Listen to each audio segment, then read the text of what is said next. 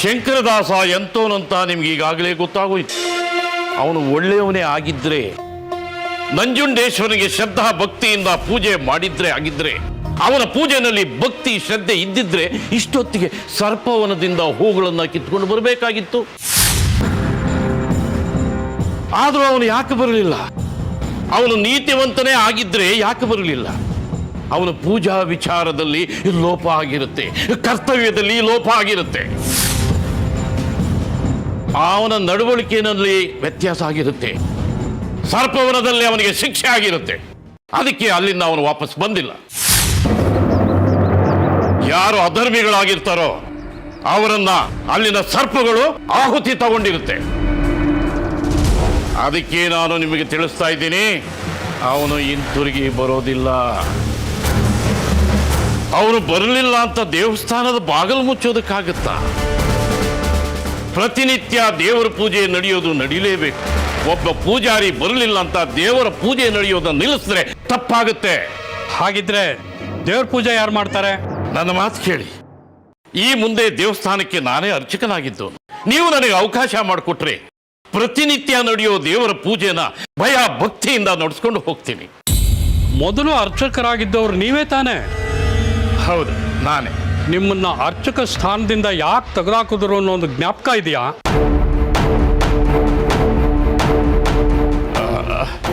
ಇದೆ.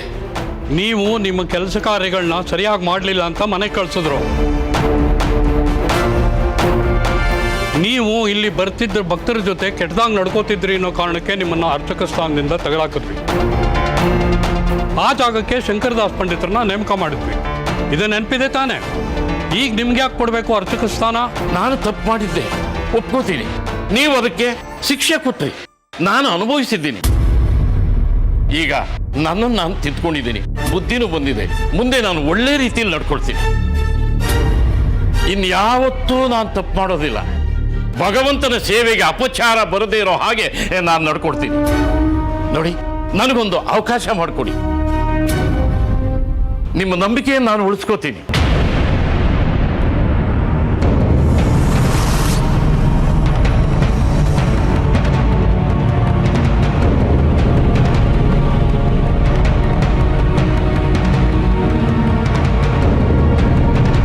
ಓ, ಶಂಕರದಾಸ್ ಪಂಡಿತರು ಬರ್ತಾ ಇದ್ದಾರೆ.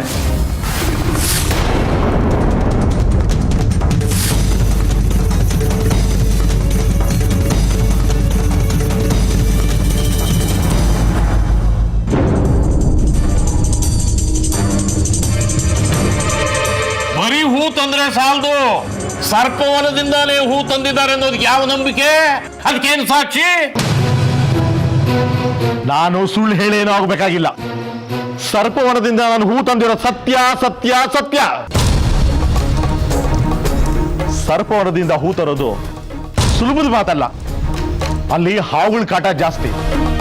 ನಾನು ನನ್ನಲ್ಲಿರೋ ನಂಬಿಕೆ ಮತ್ತು ಧೈರ್ಯದಿಂದ ಈ ಹೂಗಳನ್ನ ತಗೊಂಡ್ ಬಂದಿದ್ದೀನಿ. ಅಲ್ಲಿ ಯಾರೋ ನಾನು ಕೊಲ್ಲೋ ಪ್ರಯತ್ನ ಮಾಡಿದ್ರು ಅಂದ್ರೆ ನೀವು ನಂಬ್ತೀರಾ? ನಂಬಲೇಬೇಕು. ಯಾರೋ ಕಿಡಿಗೇಡಿಗಳು ನನ್ನ ತಲೆಗೆ ಕಟ್ಟಿಗೆಯಿಂದ ಹೊಡೆದು ನನ್ನ ಅರೆನೀವ ಮಾಡಿಬಿಟ್ರು.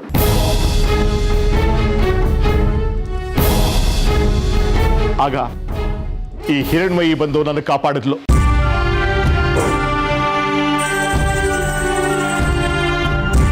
ಅಕ್ಷರಶಃ ನಾನು ಸತ್ತೇ ಹೋಗಿದ್ದೆ. ನನಗೆ ನಡೆಯೋಕ್ಕೂ ಶಕ್ತಿ ಇರಲಿಲ್ಲ. ಆದ್ರೆ ಈ ದೇವತೆ ನನ್ನಲ್ಲಿ ಚೈತನ್ಯ ತುಂಬಿದ್ಲು, ನನ್ನನ್ನ ಇಲ್ಲಿ ಕರ್ಕೊಂಡು ಬಂದ್ಲು. ಇದು ಸತ್ಯನೇ ಆಗಿದ್ರೆ, ಈ ಹೂ ಸರ್ಪವನದಿಂದ ತಂದಿದ್ದೇ ಆಗಿದ್ರೆ, ಈ ಹೂ ರಸಾನ ಶಿವಲಿಂಗದ ಮೇಲೆ ಹಿಂಡಿದ ಮೇಲೆ ಸೌದೆ ಹೋಗಿರೋ ಶಿವಲಿಂಗ ಸರಿ ಹೋಗಬೇಕು. ಆಗ ತಾನೇ ಇದು ಸರಿ ಅನ್ನೋದು. ಶಂಕರದಾಸ್ ಪಂಡಿತ್ರೆ, ಇಷ್ಟೇ ಮಾಡಿದ್ದೀರಿ, ಇದು ಒಂದು ಪರೀಕ್ಷೆ ನಡೆದೇ ಹೋಗ್ಲಿ. ನಡೀರಿ, ಹೋಗೋಣ.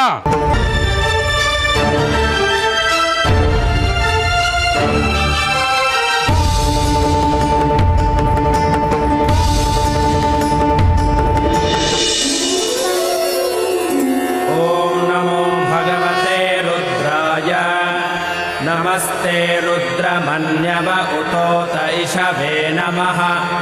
नमस्ते अस्तु धन्वने बाहुभ्यामुत ते नमः। यात इषः शिवतमा शिवं बभूव ते धनुः शिवा शरव्यायातवतया नो रुद्रमृडया या ते रुद्रशिवा तनोरघोरा पापकाशिनी तया नस्तनुवाशन्तमया गिरिशं ताभिचाकशीः यामिषुं गिरिशं तहस्ते बिभस्यस्तवे शिवां गिरिप्रतां कुरु माहि गुंसेः पुरुषं जगत् शिवेन वचसा त्वा गिरिशाच्छावदामसि यथा नः सर्वमिज्जगदयक्ष्मगुं सुमना असत् अध्यवोचदधिभक्ता प्रथमो दैव्योऽभिषक् अहेगिश्च सर्वान् जम्भयन् सर्वाश्च यातु धान्यः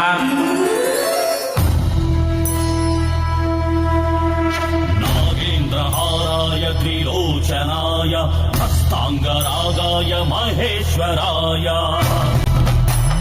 नित्याय शुद्धाय दिगम्बराय तस्मै नकाराय नमः शिवाय मन्दाकिनी सलिलचन्दनच्छटाय मन्दीश्वर प्रबधनाथ महेश्वराय मन्दारमुख्य बहुपुष्पसुपूजिताय तस्मै मकाराजिताय नमः शिवाय शिवाय गौरीवदनारविन्द सूर्याय दक्षाध्वरनाशनाय श्रीनीलकण्ठाय वृषध्वजाय तस्मै शिकाराय नमः शिवाय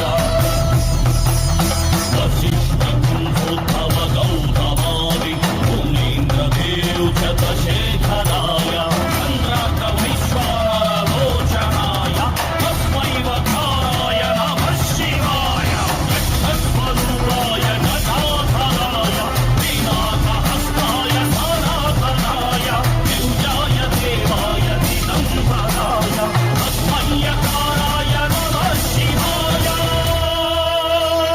पञ्चाक्षरमिदं पुण्यं यः पठेच्छिवसन्निधौ शिवलोकमवाप्नोति शिवेन सह मोदते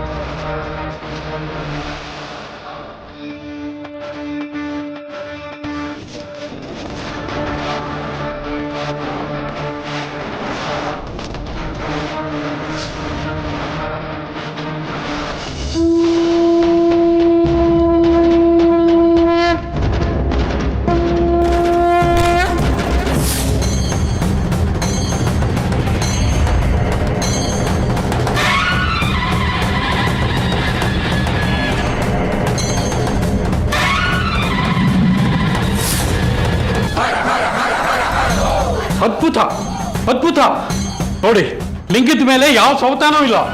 ಎಂತಹ ಆಶ್ಚರ್ಯ!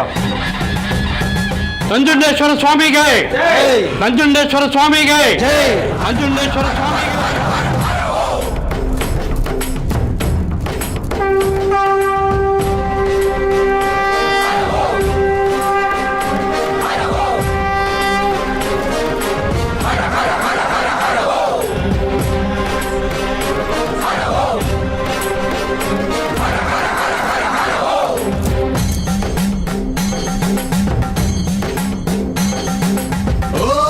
शंभो शंकर सांब सदा शिव ओम शंभो शंकर हर हर शंकर शिव शिव ಅರ್ಚಕರೇ, ದಯವಿಟ್ಟು ಕ್ಷಮಿಸಿ. ನಮ್ಮ ಊರಿನ ಜನತೆ ನಿಮ್ಮ ಮೇಲೆ ಇಲ್ಲದ ಅಪವಾದವನ್ನು ಹೊರಿಸಿದ್ರು. ಅದನ್ನೆಲ್ಲ ಮನಸ್ಸು ಹಚ್ಕೊಳ್ಳದೆ ಇನ್ನು ಮುಂದೇನೂ ನೀವು ಅರ್ಚಕರಾಗಿ ಕೆಲಸವನ್ನು ಮುಂದುವರಿಸಿ.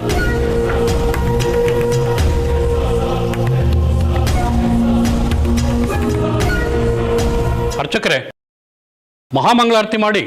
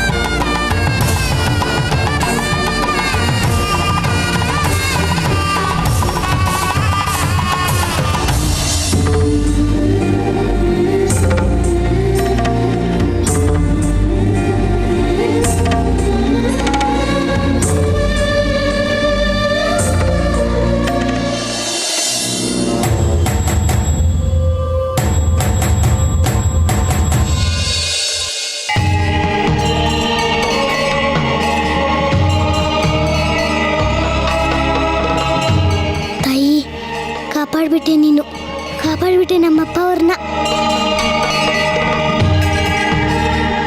ಅರ್ಚಕರೇ, ನಿಮಗೆ ಅರ್ಚಕರ ಬಟ್ಟೆ ಹಾಕ್ಕೊಳ್ಳೋ ಯೋಗ್ಯತೆ ಇಲ್ಲ ಅಂತ ಅವಮಾನ ಮಾಡೋದು, ಅದನ್ನು ಮನಸ್ಸಿಗೆ ಹಾಕ್ಕೊಳ್ಳದೆ ಅದನ್ನೇ ಹಾಕ್ಕೊಂಡು ನಿಮ್ಮ ಕೆಲಸವನ್ನು ಮುಂದುವರಿಸಿ. ಊರಿನ ಜನಗಳಿಗೆ ಒಳ್ಳೆಯದಾಗಲಿ.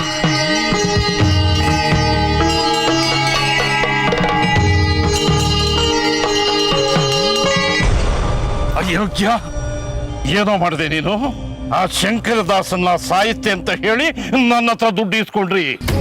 ಈಗ ನೋಡಿದ್ರೆ ಅವನು ಎದ್ದು ಬಂದಿದ್ದಾನೆ. ಇದು ಹೇಗೋ ಸಾಧ್ಯ? ಅವನ್ನ ಸಾಯಿಸ್ಲೇ ಇಲ್ಲ ನೀವು. ಸುಳ್ಳು ಹೇಳಿ ನನ್ನ ಹತ್ರ ದುಡ್ಡು ಕಿತ್ಕೊಂಡಿದ್ದೀರಾ. ಎಲ್ಲ ನಿಮಗೆ ಗೊತ್ತಲ್ಲ. ಏನೋ ಗೊತ್ತು? ಇದೆಲ್ಲ ಪವಾಡ. ಪವಾಡ? ಏನ್ ಪವಾಡ? ನನ್ನ ಜೊತೆ ಜೀವಂತವಾಗಿ ಇದ್ದ ವ್ಯಕ್ತಿ ತಾಯ್ಲಿಲ್ವಾ? ಹೌದು. ಅದೇ ತರ ಸತ್ತೋಗಿದ್ದವನು ಎದ್ದು ಬಂದಿದ್ದಾನೆ ಅಷ್ಟೇ. ಏನೋ ನನ್ನನ್ನೇ ಮೂರ್ಖನ್ ಮಾಡ್ತಿದ್ದೀಯಾ? ಇಲ್ಲ, ಅದ್ರಲ್ಲೇನೋ ಪವಾಡ ಇದೆ. ಏಯ್!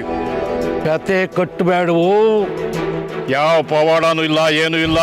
ನೀನು ಅವನ ಸಾಯಿಸ್ತಾ ಇಲ್ಲ. ಇಲ್ಲ, ನಾವು ಸಾಯಿಸಿದ್ ನಿಜ. ಮತ್ತೆ ಹೇಗ ಬಂದ? ಹೇಳಿದ್ನಲ್ಲ ಪವಾಡ ಅಂತ. ಇನ್ನೇನು ಹೇಳಿ? ಚೆನ್ನಾಗಿದ್ದವನು ಸಾಯ್ತಾನೆ ಅಂದ್ರೆ ಸತ್ತಿದ್ದವ್ರು ಯಾಕೆ ಎದ್ದು ಬರಬಾರ್ದು? ಇದೆಲ್ಲ ಅವನ್ ಲೀಲೆ. ಏನ್ ಲೀಲೆ? ಗೊತ್ತಿಲ್ಲ. ಇದೆಲ್ಲ ಲೀಲೆ, ಇದೆಲ್ಲ ಪವಾಡ. ಸತ್ತವನ್ ಬದುಕ್ತಾನೆ, ಬದುಕಿದ್ದವನ್ ಸಾಯ್ತಾನೆ. ಏಯ್! ನನ್ನನ್ನೇ ಹುಚ್ಚ ಮಾಡ್ತಿದ್ಯೇನೋ? ಮೋಸ ಮಾಡ್ತಿದ್ಯಾ? ನೀನು ಹುಚ್ಚ, ನಿಮ್ಮ ಅಪ್ಪ ಹುಚ್ಚ, ನಾನು ಹುಚ್ಚ, ಎಲ್ರು ಹುಚ್ಚ, ಎಲ್ರು ಹುಚ್ಚೆ, ಎಲ್ರು ಹುಚ್ಚೆ, ಎಲ್ರು ಹುಚ್ಚೆ.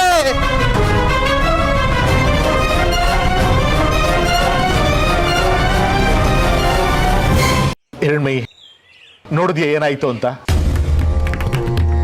ನೋಡ್ತೆ ಗುರುಗಳೇ, ನಾನು ಆರೋಪದಿಂದ ಮುಕ್ತನಾಗ್ಬಿಟ್ಟೆ ಅಮ್ಮ. ಆ ದೇವರು ನನಗೆ ಕಾಪಾಡ್ಬಿಟ್ಟ. ನಾನು ಆ ದೇವ್ರಿಗೆ ಅಪಚಾರ ಮಾಡಿದೆ ಅಂತ ಎಲ್ಲರೂ ನನ್ನ ಮೇಲೆ ಆರೋಪ ಹೊರಿಸಿದ್ರು.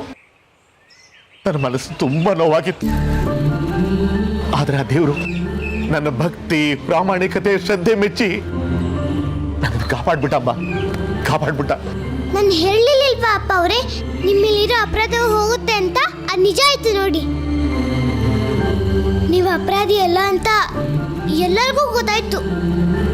ಆ ನಂಜುಂಡೇಶ್ವರ ನಿಮ್ಮನ್ನು ಕಾಪಾಡ್ಬಿಟ್ಟ. ನಿಮ್ಮನ್ನ ಯಾರೇ ಹೊಡೆದ್ರು ಬಡಿದ್ರು ನಿಮ್ಮನ್ನ ಏನೂ ಮಾಡಕ್ಕಾಗ್ಲಿಲ್ಲ. ಆ ನಂಜುಂಡೇಶ್ವರ ನಿಮ್ಮನ್ನು ಕಾಪಾಡ್ಬಿಟ್ಟ. ಹೌದಮ್ಮ, ಎಲ್ಲ ದೇವ್ರ ಲೀಲೆ. ಆ ದೇವರು ನನಗೆ ಕಾಪಾಡ್ಬಿಟ್ಟ. ನಾನು ಅವನ ಮೇಲೆ ನಂಬಿಕೆ ಇಟ್ಟಿದ್ದಕ್ಕೆ ನನ್ನನ್ನು ಕಾಪಾಡ್ದ. ನಾನು ಮತ್ತೆ ಅರ್ಚಕನಾಗಿ ಆ ದೇವ್ರ ಸೇವೆ ಮಾಡೋದಕ್ಕೆ ಅವಕಾಶ ಸಿಗ್ತಲ್ಲ, ಅಷ್ಟು ಸಾಕಮ್ಮ ನನಗೆ. ನೀವು ತುಂಬಾ ದೊಡ್ಡವರು ಅಂತ ಜನಗಳೆಲ್ಲ ಹೇಳಿದ್ರಲ್ಲ ಅಪ್ಪ ಅವರೇ. ಎಲ್ಲ ಅವರ ಅಭಿಮಾನ. ನಾನು ಪುಣ್ಯ ಮಾಡಿದ್ದೆಮ್ಮ. ನಿಮ್ಮನ್ನು ನೋಡೋದಿಕ್ಕೆ ನಾನು ಪುಣ್ಯ ಮಾಡಿದ್ದೆ. ಇಲ್ಲಮ್ಮ, ನಿನ್ನ ನೋಡೋಕೆ ನಾನು ಪುಣ್ಯ ಮಾಡಿದ್ದೆ. ಸರಿಯಾದ ಸಮಯಕ್ಕೆ ನೀನು ಬಂದು ನನ್ನಲ್ಲಿ ಕರ್ಕೊಂಡ್ಬರದೆ ಹೋಗಿದ್ರೆ ನಾನೆಲ್ಲಮ್ಮ ಬರಕ್ಕಾಗ್ತಾ ಇತ್ತು. ಆ ನಂಜುಂಡೇಶ್ವರನೇ ನಿನ್ನ ನನ್ನ ಹತ್ರ ಕಳಿಸಿದ್ದಾನೆ. ನೀನ್ ಪುಟ್ಟ ಹುಡುಗಿ ಆದ್ರೂ ನಿನಗೆ ನನ್ನ ನಮಸ್ಕಾರ. ಇಲ್ಲ ಅಪ್ಪ ಅವರೇ, ನಿಮಗೆ ನನ್ನ ನಮಸ್ಕಾರ.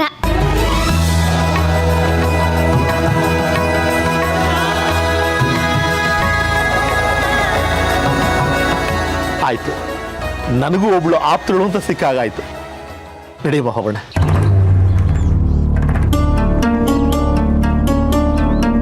ಎಲ್ಲಿಗಪ್ಪ ಅವ್ರೆ? ನಾನಿರೋ ಕಡೆಗೆ. ಇಲ್ಲ ಅಪ್ಪ ಅವ್ರೆ, ನೀವು ಹೊರಡಿ, ಆದ್ರೆ ನಾನ್ ಬರಲ್ಲ. ನೀನೆಲ್ಲಮ್ಮ ಇರ್ತೀಯಾ? ಗೊತ್ತಿಲ್ಲ ಅಪ್ಪ ಅವ್ರೆ. ಗೊತ್ತು ಗುರು ಇಲ್ಲದೆ ಯಾರು ಇರಕ್ಕಾಗಲ್ಲಮ್ಮ. ನನ್ನ ಮಾತು ಕೇಳು, ನೀನಿನ್ನು ಪುಟ್ಟ ಹುಡುಗಿ, ನಿನಗೆ ಯಾರ್ದಾದ್ರೂ ಆಶ್ರಯ ರಕ್ಷಣೆ ಬೇಕೇ ಬೇಕು. ನನ್ನ ಜೊತೆ ಇರಮ್ಮ. ನಡಿ ಹೋಗೋಣ. ಇಲ್ಲ ಅಪ್ಪ ಅವ್ರೆ, ನಾನು ಹೇಗೂ ಇರ್ತೀನಿ.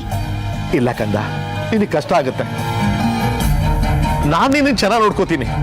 ಆ ದೇವರಿದ್ದಾನೆ, ಎಲ್ಲ ಒಳ್ಳೇದಾಗುತ್ತೆ. ನಡಿಯಮ್ಮ. ಆಯ್ತು ಅಪ್ಪ ಅವ್ರೆ, ನೀವು ಇಷ್ಟ ಹೇಳೋವಾಗ ನಾನು ಬರ್ದಿರ್ತೀನ, ಖಂಡಿತ ಬರ್ತೀನಿ. ಸರಿ, ನಡಿಯಮ್ಮ ಹೋಗೋಣ. ಬನ್ನಿ.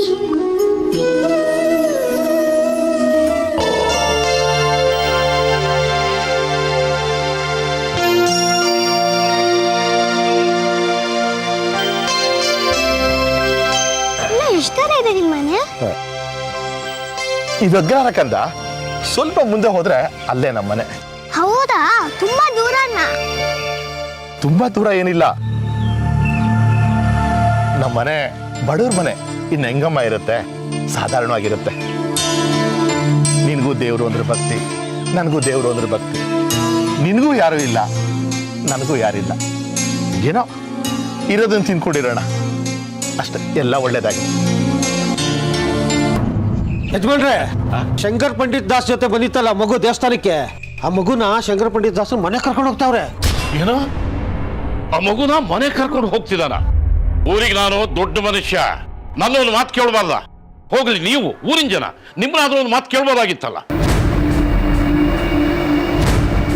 ಆ ಶಂಕರದಾಸ ತನಗೆ ತಾನೇ ಒಬ್ಬ ದೊಡ್ಡ ಅರ್ಚಕ ಅನ್ಕೊಂಡ್ಬಿಟ್ಟಿದ್ದಾನೆ. ಆ ಸರ್ಪವನದಿಂದ ಹೂ ಕಿತ್ಕೊಂಡು ಬಂದ್ಮೇಲೆ ಅವನಿಗೆ ಜಂಬ ಬಂದ್ಬಿಟ್ಟಿದೆ. ಆ ಹೂರಸ ಹಿಂಡಿದ ಮೇಲೆ ಸೌದು ಹೋಗಿರೋ ಶಿವಲಿಂಗ ಸರಿ ಹೋಯ್ತು ಅಂತ ಇನ್ನಷ್ಟು ಗರ್ವ. ನೋಡ್ರಿ, ಅವನಿಗೆ ರೀತಿ ನೀತಿ ಅನ್ನೋದೇ ಗೊತ್ತಿಲ್ಲ. ಯಾವುದೋ ಗುರುತು ಪರಿಚಯ ಇಲ್ಲದೆ ಇರೋ ಹುಡುಗಿನ ತನ್ನ ಮನೆ ಕರ್ಕೊಂಡು ಬಂದಿದ್ದಾನೆ. ಆ ಹುಡುಗಿ ಚಿಕ್ಕದೋ ದೊಡ್ಡದೋ, ಆ ಹುಡುಗಿ ಯಾರು, ಯಾವ ಊರು, ಅವಳ ಹೆಸರೇನು ಅನ್ನೋದೇ ಗೊತ್ತಿಲ್ಲ. ಅವಳನ್ನ ಊರಿಗೆ ಕರ್ಕೊಂಡ್ ಬರೋದಿಕ್ಕೆ ಯಾರು ಅಪ್ಪಣೆ ಕೊಟ್ರು? ಮೊದಲ ಹುಡುಗಿನ ಊರಿಂದ ಹೊರಗಡೆ ಓಡಿಸ್ಬೇಕು. ಇದು ನಿಮಗೆ ಸರಿ ಅನ್ಸುತ್ತಾ? ನಡೀರಿ, ಅವನ ಮನೆ ಮುಂದೆ ಹೋಗಿ ಗಲಾಟೆ ಮಾಡೋಣ. ಬನ್ನಿ. ಹಿರಣ್ಮಯಿ, ನೋಡು, ಇದೇ ನಮ್ಮ ಮನೆ. ಇದೇನಾ ಅಪ್ಪ ಅವ್ರೆ? ತುಂಬಾ ಚೆನ್ನಾಗಿದೆ. ಬಡವ್ರ ಮನೆ ಕಂದ. ನಿಮ್ಮ ಮನೆ ಯಾರು ಇಲ್ವಾ? ಅಮ್ಮ, ಅಜ್ಜಿ, ತಾತ? ಯಾರು ಇಲ್ಲ, ನಾನೊಬ್ನೇ. ನಿನ್ಗೆ ಹಸುವಾಗ್ತಾ ಇದೆ ಅಲ್ವಾ?